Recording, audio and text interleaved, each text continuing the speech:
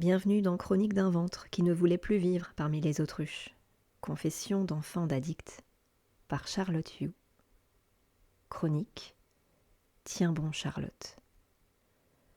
Vendredi 17 janvier 2025, 7h30 du matin. Allô madame, je suis le neurochirurgien qui a reçu votre mère cette nuit. Elle était déjà dans le coma à son arrivée. On s'est dépêché de l'emmener au bloc. Pendant l'intervention, elle a perdu beaucoup de sang. Il a fallu la transfuser plusieurs fois. On a fait ce qu'on a pu, madame. Après l'intervention, on lui a refait passer un scanner cérébral et malheureusement, on a constaté que son cerveau saignait beaucoup de nouveau. Cher auditeur, du moment où ce coup de fil a débuté, j'ai senti une bulle se former tout autour de moi, m'isolant du reste du monde, même de mes tout proches.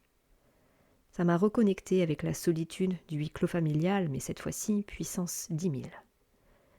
J'étais très calme, accrochée à chaque mot prononcé par ce médecin, pendant que les idées, les pensées fusaient dans mon cerveau à une vitesse incroyable.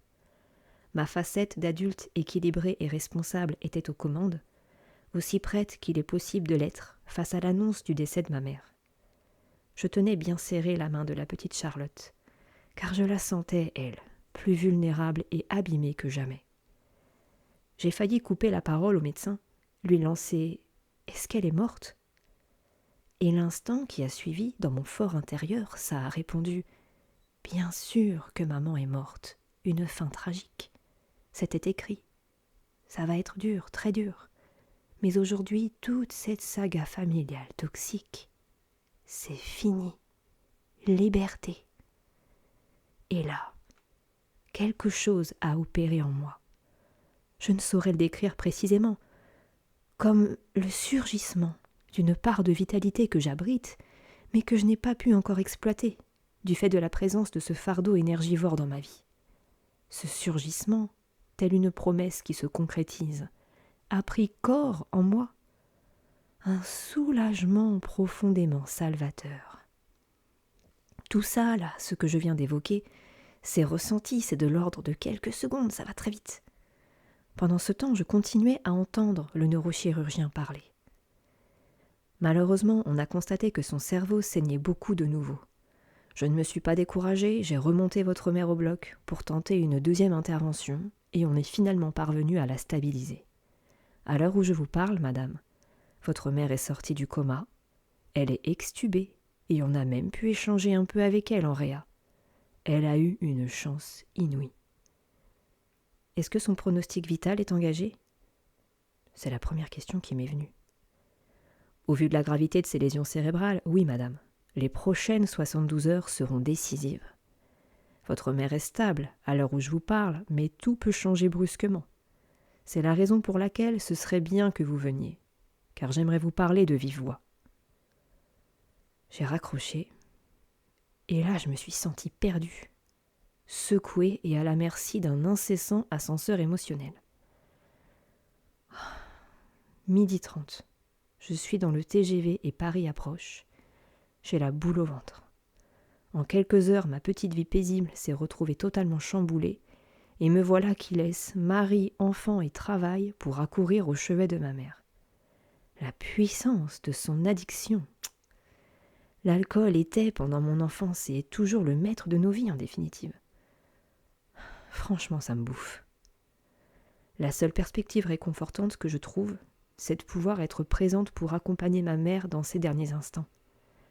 Parce que, in fine, elle va mourir, pas vrai. 14h, je traverse le hall de l'hôpital et retrouve ma grand-mère. Je suis très reconnaissante qu'elle soit à mes côtés, car je ne me sens pas bien vaillante pour faire face à la suite. J'accède à la petite unité de réanimation et je découvre cet univers si particulier. Tous ces tuyaux, tous ces bruits, ces bip-bip et cette équipe de soignants les yeux rivés sur les écrans, à l'affût du moindre pépin au niveau des constantes des quelques patients qui sont là. J'entre dans le compartiment réservé à ma mère et je la vois, allongée, les yeux fermés, avec un épais bonnet en pansement qui recouvre son crâne. Je la regarde et 1000 pensées, sentiments me traversent. J'en veux à sa maladie, qu'on en soit là. Je me dis qu'elle ne s'est vraiment pas loupée vu les traces d'ecchymose sur son visage. J'observe son corps tout amaigri, frêle. Je me dis que là, c'est sûr, elle ne peut que mourir.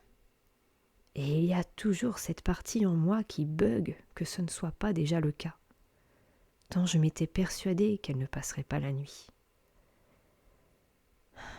Je la regarde immobile, les yeux fermés, et je me sens triste à l'idée qu'elle ne puisse plus jamais me parler. J'accueille le tragique, à contre-cœur. Et puis le chirurgien vient à ma rencontre. Votre mère a le cerveau d'une femme qui boit de l'alcool depuis longtemps. Il y a une forte carence en vitamine B. La fracture de la boîte crânienne laisse à penser qu'elle a dû tomber de nombreuses fois ces derniers temps. Si elle s'en sort sans trop de séquelles, elle ne devra plus vivre seule. Il faudra mettre en place des aides et surtout, il faudra que quelqu'un la surveille quand elle boit de l'alcool. Parce qu'il ne faut plus qu'elle tombe, madame. Ça lui serait fatal. J'aime bien ce médecin, la bienveillance qu'il dégage, et j'apprécie surtout le fait qu'il prenne en considération tous les paramètres de la vie de ma mère, son environnement, ses habitudes. J'ose à peine imaginer le raz-de-marée que ce serait si ma mère se tirait de là.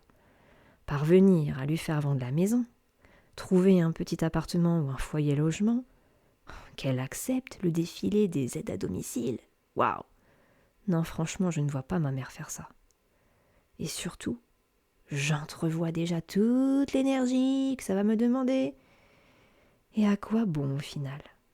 Non, l'histoire doit s'arrêter ici et maintenant. Ras-le-bol. Ma mère se réveille. Elle me parle distinctement, mais avec une certaine confusion, normale, puisqu'elle vient de vivre. Je suis présente à ses côtés, mais tout en étant très à distance d'elle, émotionnellement parlant. Quelques heures plus tard, au moment de partir, je lui dis « à demain » et je salue la chance d'avoir pu la voir consciente.